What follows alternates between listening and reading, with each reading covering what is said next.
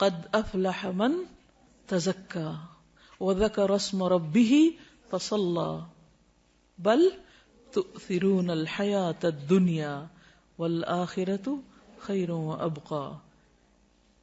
دنیا کے سارے غم اور پریشانیاں یہی رہ جائیں گے. اصل فکر بس آخرت کی لگا لے. ایک فکر ہر فکر سے بے نیاز کر دے گی، ہر فکر کو کاٹ دے گی، اور وہ فکر آخرت ہے. تقوی میں، اللہ کے ڈر میں دنیا اور آخرت کی ساری مشکلات کا حل ہے. اللہ کا وعدہ ہے، اللہ نے اہل کتاب سے وعدہ کیا تھا کہ اگر وہ اپنی کتاب کو قائم کرتے، اس پر عمل کرتے تو لَأَكَلُوا مِن فَوْقِهِمْ وَمِن تَحْتِ أَرْجُلِهِمْ، آسمان سے بھی رزق برستا، پاؤں کے نیچے سے بھی نکلتا. رزق کی تنگی فراوانی یہ سب بھی اللہ کے ڈر کے ساتھ. اللہ سے ڈرنے والے بن جائیں، گناہوں سے بچیں، ساری مشکلات آسان ہو جائیں گی. لیکن یہ نقطہ ہمیں سمجھ میں نہیں آتا. انسان کے رزق میں رکاوٹ اس کے اپنے گناہوں کی وجہ سے ہوتی، انسان پہ حالات کی تنگی اس کے اپنے گناہوں کی وجہ سے ہوتی ہے. تو ہم سب کو نحوستیں باہر سے نہیں اندر سے دیکھنی چاہیے. سب سے بڑی نحوست گناہوں کی نحوست ہے، اللہ کی نافرمانی کی نحوست ہے. جس جگہ پر نماز نہ پڑھی جائے وہ جگہ منحوس ہو جاتی. تو یہ دیکھیں کہ کہاں گناہ ہو رہے ہیں. اگر ہمارے گھروں میں ہر وقت میوزک بج رہا ہے، اور رحمت کے فرشتے کہاں سے آئیں گے؟ ہر طرف تصویریں لٹک رہی ہیں، رحمت کے فرشتے کہاں سے آئیں گے؟ خیر و بھلائی کہاں سے ہوگی؟ اگر رشوت کا مال آ رہا ہے، سود کا مال آ رہا ہے، حرام مال آ رہا ہے، کسی یتیم کی غصب کی زمین پہ گھر بنا کے رہ رہے ہیں، رحمتیں کہاں سے برسیں گی؟ نحوست تو یہ ہے، ان خرابیوں کی نحوست ہے، ان حرام کاریوں کی نحوست ہے جس کو ہم نہیں سمجھ پاتے. اور ہم بلیم کرتے ہیں دوسروں کو، اس نے نظر لگا دی، اس کا قدم ایسا پڑ گیا، فلاں کی وجہ سے مصیبت آ گئی. مصیبتیں اندر سے اٹھتی ہیں، ان کی فکر کرنے کی ضرورت ہے. ہر گندگی کو اپنے اندر سے نکالنے کی ضرورت ہے، چاہے وہ شرک کی گندگی ہو، جو قرآن مجید میں آتا ہے نا فَاجْتَنِبُوا الرِّجْسَ مِنَ الْأَوْثَانِ، بتوں کی گندگی سے بچو. اگر گھر میں بت رکھے ہوئے ہم نے تو نحوست تو آئے گی، رحمت کہاں سے آئے گی؟ تو عربوں کے ہاں عموماً جب فال لیتے تھے تو پرندوں سے لیتے تھے. تو ایسا شخص جو برا شگون لے اس کے بارے میں آپ نے فرمایا من ردت الطیرۃ من حاجۃ فقد اشرک. قالوا یا رسول اللہ ما کفارۃ ذلک؟ قال ان یقول احدهم اللهم لا طیر الا طیرک ولا خیر الا خیرک ولا الہ غیرک. جو شخص کسی سے بدفعلی پکڑ کر اپنے مقصد سے لوٹ آیا اس نے شرک کیا. صحابہ کرام نے پوچھا اللہ کے رسول صلی اللہ علیہ وسلم اس کا کفارہ کیا ہوگا؟ فرمایا وہ کہے اے اللہ تیری دی ہوئی بھلائی کے سوا کوئی بھلائی نہیں، اور تیری فال کے سوا کوئی فال نہیں، اور تیرے علاوہ کوئی معبود نہیں. اب یہ شرک کیسے ہوتا ہے؟ مثال کے طور پر ایک شخص گھر سے نکلا، کالی بلی راستہ کاٹ گئی تو اس نے اسے منحوس سمجھا اور وہ گھر واپس آ گیا، کام کے لیے گیا ہی نہیں. تو میں نے کالی بلی دیکھ لی تھی، وہ آگے سے گزر گئی تھی تو میں نے سوچا کہ اب میرا کام ہوگا نہیں، اس لیے میں واپس آ گیا. یہ شرک ہے، یہ شرک ہے. اور یہ اس قسم کا شرک ہے کہ جس کو ہمارے معاشرے میں کھیل مذاق کے طور پہ لیا جاتا ہے، ان کو برا بھی نہیں سمجھتا. لوگ ایک دوسرے کے سامنے ایسی باتیں کھلے عام مجلسوں میں کر رہے ہوتے ہیں اور کوئی کسی کو روکتا ہی نہیں ہے، اور کوئی احساس بھی نہیں کرتا کہ وہ کس قسم کا جملہ بول رہا ہے. بظاہر یہ ایک معمولی سی بات ہے مگر حقیقت میں یہ شرک ہے، کیونکہ کسی بھی شخص کا نفع یا نقصان بلی کے ہاتھ میں نہیں.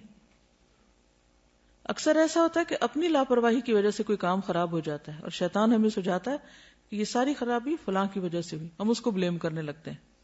آج صبح صبح اس کا منہ دیکھ لیا تھا اس لیے فلاں اور فلاں کام خراب ہو گیا، یہ جملہ بھی نہیں بولنا چاہیے. اسی طرح آنکھ پھڑکنے سے خوف زدہ ہو جانا، یا ہاتھ میں کھجلی ہونے سے امید لگا بیٹھنا کہ آج مال ملے گا، یا جوتے پہ جوتا آ گیا تو سفر پیش آئے گا. رنگوں سے شگون لینا بھی ہمارے معاشرے میں عام ہے. مثلا سیاہ رنگ نہ پہننا کہ بیمار پڑ جائیں گے، ہمارے خاندان میں سیاہ رنگ جو ہے وہ ایسے اور ایسے اثرات رکھتا ہے، اس قسم کی باتیں کرتے ہیں لوگ، یہ رنگ ہمیں سوٹ نہیں کرتا. یا یہ کہ احترام کے منافی کیونکہ خانہ کعبہ کا غلاف کالا ہے، سب جوتا نہ پہننا کہ بے ادبی ہوگی کیونکہ گنبد کا رنگ سبز ہے. تو یہ خود ساختہ طور پر کچھ چیزوں کو حلال یا حرام کر لینا ہے، اس کی بھی ہمیں اجازت نہیں ہے. یعنی اپنے طور پر جو تمہاری زبانیں جھوٹ گھڑتی ہیں کہ یہ حلال ہے یہ حرام ہے، ایسا مت کہو، اس کی اجازت نہیں ہے.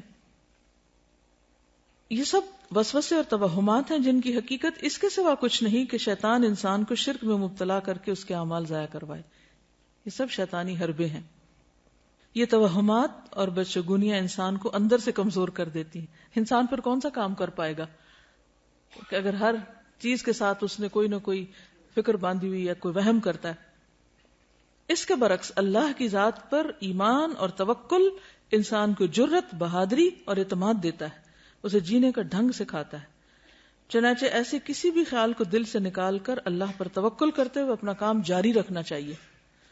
عبداللہ بن مسعود سے روایت ہے کہ رسول اللہ صلی اللہ علیہ وسلم نے فرمایا الطیرۃ شرکن الطیرۃ شرکن ثلاثا، یعنی 3 بار فرمایا. وما منا الا ولکن اللہ یذہبہ بالتوکل. بدشگونی شرک ہے، بدشگونی شرک ہے 3 بار کہا، اور ہم میں سے کوئی ایسا نہیں مگر اسے وہم ہو جاتا ہے، لیکن اللہ تعالیٰ توکل کی وجہ سے اسے دور کر دیتے ہیں. یعنی ہر ایک کے دل میں وہم تو آتے ہی ہیں، آتے ہیں نا، لیکن جب انسان اللہ پہ توکل کرتا ہے تو وہم دور ہو جاتے ہیں، اور یہ ہونے چاہیے، ورنہ تو انسان کچھ کرنے کے قابل ہی نہ رہے. ہر چیز کے ساتھ رسک انوالو ہے. اس روز جب میں نے وہ حدیث پڑھی نا کہ جو شخص کبر کی وجہ سے اپنے چادر لٹکاتا ہے، تو ایک شخص ایسا کر رہا تھا، اللہ نے اس کو دھنسا دیا اور زمین میں قیامت تک دھنسایا جاتا رہے گا. تو ایسے میں اس کی ویژننگ کر رہی تھی، ایسے تصور میں لا رہی تھی کہ اس زمین جیسے میں جہاں بیٹھی ہوں اس کے نیچے کیا ہے، اگر یہ کھلے تو اس کے اندر کیا ہوگا. تو ایک دم میں کانپ اٹھی.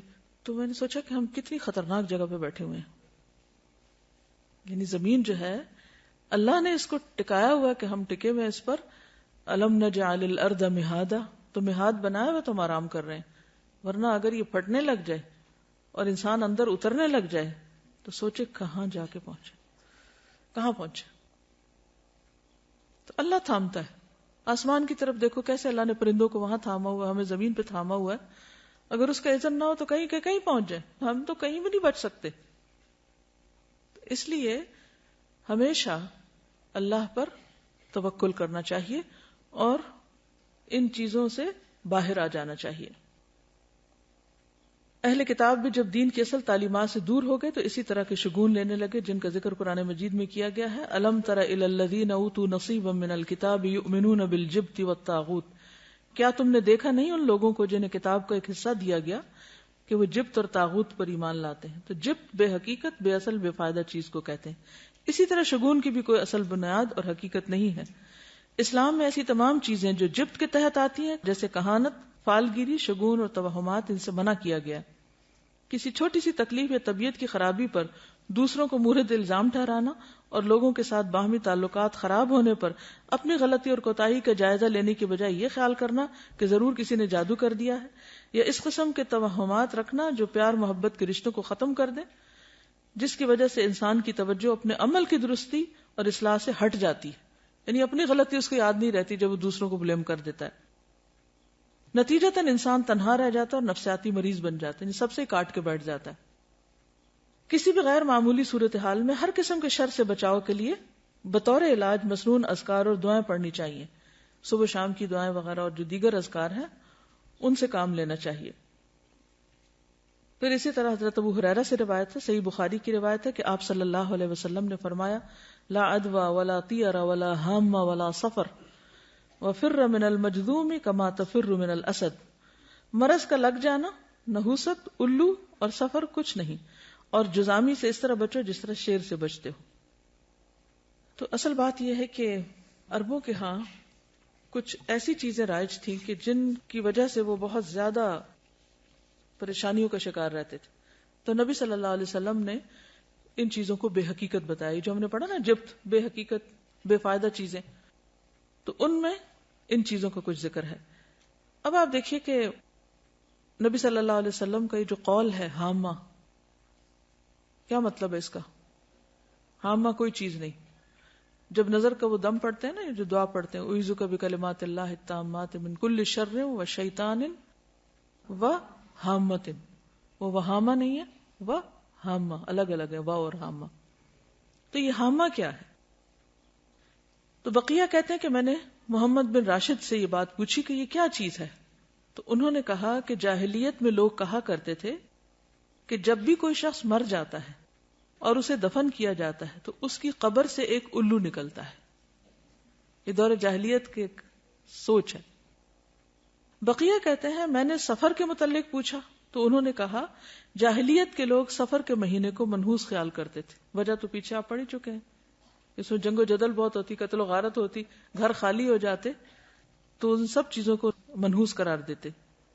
تو نبی صلی اللہ علیہ وسلم نے فرمایا سفر کچھ نہیں، یعنی اس کی نحوست نہیں ہے. محمد بن راشد کہتے ہیں کہ میں نے ان لوگوں کو بھی سنا جو کہتے ہیں کہ سفر ایک پیٹ کے درد کا نام ہے، یعنی ایک بیماری ہے، اور وہ لوگ کہا کرتے تھے کہ یہ متعدی ہوتا ہے، یعنی دوسروں کو لگ جاتا ہے. تو آپ نے فرمایا کہ سفر کی کوئی حقیقت نہیں. ٹھیک ہے. تو یہ جو حدیث ہے نا لا عدوى ولا طیر ولا ہام ولا سفر، یہ سب بے حقیقت چیزیں ہیں، جبت ہے. ٹھیک ہے. اشہب کہتے ہیں کہ امام مالک سے رسول اللہ صلی اللہ علیہ وسلم کی قول لا سفر، سفر کچھ نہیں ہے کے بارے میں سوال کیا گیا تو انہوں نے کہا کہ اہل جاہلیت سفر کے مہینے کو 1 سال حلال کر لیتے اور 1 سال حرام کر دیتے. تو نبی صلی اللہ علیہ وسلم نے فرمایا سفر کچھ نہیں ہے. ابن عباس کہتے ہیں، یہ صحیح بخاری کی روایت ہے، کہ عرب سمجھتے تھے کہ حج کے دنوں میں عمرہ کرنا روئے زمین پر سب سے بڑا گناہ ہے. کیا سمجھتے تھے عرب دور جاہلیت میں؟ کہ حج کے مہینوں میں عمرہ نہیں کیا جا سکتا، بہت بڑا گناہ سمجھتے تھے اس کو. یہ لوگ محرم کو سفر بنا لیتے اور کہتے کہ جب اونٹ کی پیٹھ سستا لے اور اس پر خوب بال اگ جائیں اور سفر کا مہینہ ختم ہو جائے، یعنی حج کے ایام گزر جائیں تو عمرہ حلال ہوتا ہے. پھر جب نبی صلی اللہ علیہ وسلم اپنے صحابہ کے ساتھ چوتھی کی صبح کو، یعنی ذوالحج کی 4 تاریخ کو حج کا احرام باندھے ہوئے آئے تو آپ نے انہیں حکم دیا کہ اپنے حج کو عمرہ بنا لیں، پہلے عمرہ بھی کریں. یہ حکم عرب کے پرانے رواج کی بنا پر صحابہ پر بھاری گزرا کہ اچھا، کیونکہ دور جاہلیت میں وہ اس مہینے میں عمرہ نہیں کرتے تھے، حج کے مہینے میں. تو اللہ سبحانہ وتعالیٰ نے ان کو اکٹھا کر دیا وَأَتِمُّ الْحَجَّ وَالْعُمْرَةَ لِلَّهِ، اور نبی صلی اللہ علیہ وسلم نے بھی حج تمتع کو بہتر قرار دیا، افضل قرار دیا. اسی لیے عبداللہ بن عمر جو تھے وہ اپنے والد سے ناراض ہوئے تھے کہ نہیں، میں تو تمتع کی نیت کروں گا میں، کیونکہ دور جاہلیت کی اس رسم کو بھی کاٹا جا رہا تھا. ہم ویسے پڑھتے ہیں کہتے ہیں واٹ اے بگ ڈیل، یعنی کہ کیوں اس کو اتنا اسٹرکٹلی لیا جا رہا ہے. اور آپ نے یہ بھی فرمایا کہ قیامت تک کے لیے حج اور عمرہ اکٹھے ہو گئے ہیں. تو یہ عربوں کی دور جاہلیت کی رسم کے خلاف تھا. تو اس پر صحابہ پر یہ بات بھاری گزری تو انہوں نے پوچھا یا رسول اللہ عمرہ کر کے ہمارے لیے کیا چیز حلال ہو گئی؟ فرمایا تمام چیزیں حلال ہو جائیں گی، پھر حج کے لیے احرام دوبارہ باندھنا ہوگا، کیونکہ وہ تو ایک ہی احرام پہن کے آتے اور اسی میں حج کرتے تھے. تو یہ جو اونٹ کی پیٹھ کے بال اگنا دوبارہ کا مطلب کیا ہے کہ جب حج کا سفر ایک دفعہ آ گئے تو پتہ نہیں کہاں کہاں سے لوگ آئیں گے. اللہ کل دامر یاتین من کل فج عمیق. تو اتنا سفر کرتے تھے کہ اونٹوں کی پیٹھوں کے بال جو تھے وہ بےچارے گھس گھس کے بالکل ننگی ہو جاتی تھی. پھر وہ لا کے چھوڑ دیتے، وہ مہینہ حج کے مناسک وغیرہ ادا ہو رہے ہیں لیکن عمرہ نہیں کرتے تھے. اتنے میں دوبارہ بال آ جاتے تھے، یعنی کہ واپسی کی تیاری شروع ہو گئی. تو کبھی وہ محرم کو سفر بنا لیتے کہ یہ تو حج کا مہینہ نہیں ہے اس لیے اس میں ہم عمرہ کر لیتے ہیں، اور پھر جو اصل سفر ہوتا اس کو محرم قرار دے دیتے. اس کو قرآن مجید میں کیا کہا گیا؟ سورۃ التوبہ آیت 37، انما النسیء زیادۃ فی الکفر. نسی کیا ہوتا تھا؟ مہینوں کا عدل بدل. یضل بہ الذین کفروا، اہل کفر اس سے گمراہ کیے جاتے، یعنی کرنے والے تو چند ایک ہوتے، باقی سب کو بھی مس لیڈ کرتے. یحلونہ عاما ویحرمونہ عاما، کسی مہینے کو 1 سال حلال کر لیتے اگلے سال اسی کو حرام قرار دے دیتے. تو عموماً حرام مہینے کو اپنی مرضی کرنے کے لیے حلال کر لیا کرتے تھے. اور اس کی ضرورت کیوں پیش آتی؟ تاکہ وہ جو دور جاہلیت کے توہمات اور غلط رسمیں تھیں ان کو پورا کر سکیں. لیواطئوا عدۃ ما حرم اللہ، تاکہ گنتی پوری کریں جو اللہ نے حرام قرار دیا. فیحلوا ما حرم اللہ، تو صرف اس گنتی پوری کرنے کے لیے اللہ کی حرام کردہ چیز کو اپنے ہاتھ میں لے کر اس کو حلال کر دیتے. زین لہم سوء اعمالہم، ان کے اعمال ان کے لیے خوبصورت بنا دیے گئے. واللہ لا یہدی القوم الکافرین، اللہ کافر قوم کو ہدایت نہیں دیتا. تو سفر جو ہے اس کی کوئی حقیقت نہیں. اور کس چیز کی حقیقت نہیں؟ حامہ کی نہیں. ٹھیک ہے، حامہ کیا ہے؟ الو، ٹھیک، جو قبر سے نکلتا ہے. اچھا، یہ جو تصور تھا نا کہ مردہ جو ہے اس کے اندر سے الو نکلتا ہے، تو پھر وہ کہتے ہیں کہ وہ الو گھر میں آتا ہے اور آ کے مردے کی باتیں بتاتا ہے کہ اس کے ساتھ کیا ہوا ہے. یعنی اس قسم کی خرافات بھی ہیں. اور پھر یہ بھی کہا جاتا ہے کہ مقتول کی کھوپڑی سے پرندے کا نکلنا اس وجہ سے ہے کہ وہ پھر پیاسا بھٹکتا رہتا پرندہ جب تک کہ انتقام نہ لے لیا جائے، یعنی مقتول کا انتقام نہ لے لیا جائے. تو وہ آوازیں نکالتا ہے اور لوگوں کو کہتا ہے. وہ ایک خاص پرندہ تھا کروان، جس کی طرف یہ بات منسوب کی جاتی ہے، کیونکہ وہ بولتا ہے پرندہ، تو پھر اس کا بولنا جو ہے وہ اس کو منحوس سمجھا جاتا ہے. اور الو کے بولنے کو بھی، کہ جہاں جس گھر میں الو بولے گا وہاں سے کوئی بندہ مر جائے گا یا کوئی جانور مر جائے گا، یہ بھی ان کا خیال تھا. جس طرح ہمارے ہاں بلیوں سے شگون لیتے ہیں جب وہ روتی ہیں. کبھی روتی بلی کو سنا؟ اس وقت کیا خیال آتا ہے؟ خوف آتا ہے نا. اچھا، کیا خوف آتا ہے؟ کہ کوئی مصیبت آنے لگی ہے. نہیں، کوئی مصیبت نہیں آتی اس سے. ٹھیک ہے، اس وقت اپنے دل کو مضبوط کیا کریں. اب یقین کیجئے کہ اگر صحیح دین پر آپ عمل کریں گے نا تو آپ کے اندر سے خوف نکل جائے گا. آپ اس وقت یہ سوچا کریں کہ اللہ کے اذن کے بغیر کوئی نقصان ہو ہی نہیں سکتا. بلی بیچاری کو کیا خبر کہ اس نے کس چیز پہ رونا ہے؟ اس کو کہاں سے خبر ہوگی کہ آنے والی کوئی مصیبت؟ وہ بیچاری اپنی تکلیف سے روتی ہے اور ہم اس سے اپنی تکلیف کی طرف لے جاتے ہیں، کیونکہ ہم ہر چیز کو پرسنل لے لیتے ہیں نا. کوئی کسی کی بات کرو تو ہم اس کو اپنے اوپر لے جاتے ہیں. اس کی تکلیف دور کرو، وہ بیچاری اپنے رونے میں رو رہی ہے اور ہمیں اپنا رونا پڑ گیا. اس کے علاوہ اور کس چیز کی حقیقت نہیں؟ یہ جو پرندوں وغیرہ سے بھی بدشگونی لیتے ہیں، ہاروسکوپ سے لیتے ہیں. وہ لکھا ہوتا ہے نا ہفتہ کیسا گزرے گا، تو اس میں لکھا ہوتا بدھ کے دن آپ سفر نہ کیجئے کیونکہ حادثے کا امکان ہے. اب لوگ اگر اس کو سامنے رکھ کے اسکول سے چھٹی کر لیتے ہیں، تو اب آپ دیکھیے کہ دنیا کا تو سارا کام ہی ٹھپ ہو کے رہ جائے اگر انسان ان خرافات کے پیچھے چل پڑے. کس قدر نقصان دہ ہے. تو ایسا سوچنا اور ہاروسکوپ پر یقین رکھنا یہ کفر ہے، شرک ہے. اور کس قدر افسوس کی بات ہے کہ کھلے عام بعض اوقات ان چیزوں کو پروموٹ کیا جا رہا ہوتا ہے اور لوگوں میں کوئی حلال حرام کی پھر تمیز ہی نہیں رہی، جائز ناجائز کی تمیز نہیں. اور اس طرح شیطان ہمارا ایمان اچک کے لے جاتا ہے. اور اگر شرک ہو جائے، ایمان میں خرابی آ جائے، تو آپ سوچئے کہ پھر تو نمازیں بھی گئیں، حج بھی گئے، عمرے بھی گئے، صدقہ خیرات، ہر چیز ضائع ہو گئی. کس قدر خسارے کا سودا ہے. شیطان بڑا چالاک دشمن ہے. وہ وہاں جا کے حملہ کرتا ہے کہ جڑ کاٹ دیتا ہے. باقی آپ جتنی مرضی تھکتے رہیں، تھکیں دن رات، قبول تو ہونا نہیں. وہ تو سب ضائع ہو جائے گا شرک کے ساتھ.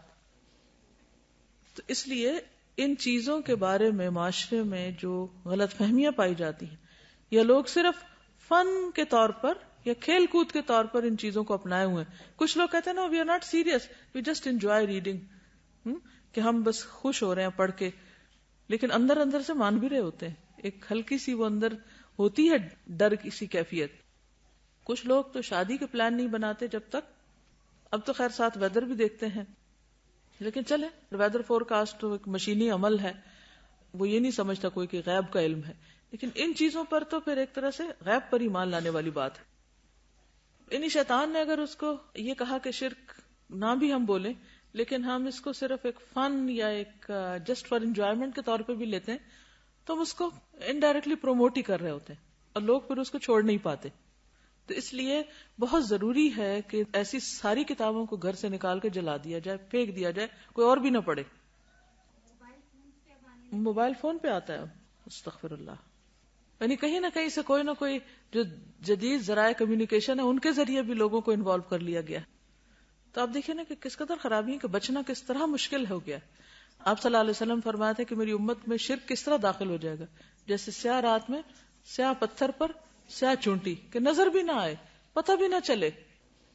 دیکھیں اس قسم کی جو بھی چیزیں ہوتی ہیں نا، اس میں اگر آپ یہ کہیں کہ ہم پورا یقین نہیں رکھتے تو اس کی وجہ سے شک میں مبتلا ہونا بھی غلط ہے. تو شک والی چیز کو بھی چھوڑ دینا چاہیے. پھر اسی طرح بیماروں سے نفرت کرنا اور یہ سوچنا کہ یہ ضرور بیماری مجھے اس سے لگ گئی ہے یا لگے گی، یہ وہم بھی نہیں کرنا چاہیے. کیونکہ آپ دیکھیے کہ جب ایک وائرس پھیلتا تو ہر ایک کو تو نہیں لگتا نا. اگر صرف وائرس ہی لگنا ہے تو پھر تو کوئی نہ بچے، لیکن پھر بھی کچھ لوگ بچ جاتے ہیں. اس کا مطلب ہے کہ اصل چیز وائرس نہیں ہے، اللہ کا اذن ہے. اگر اللہ کا اذن ہوگا تو بیماری لگ جائے گی، ورنہ نہیں.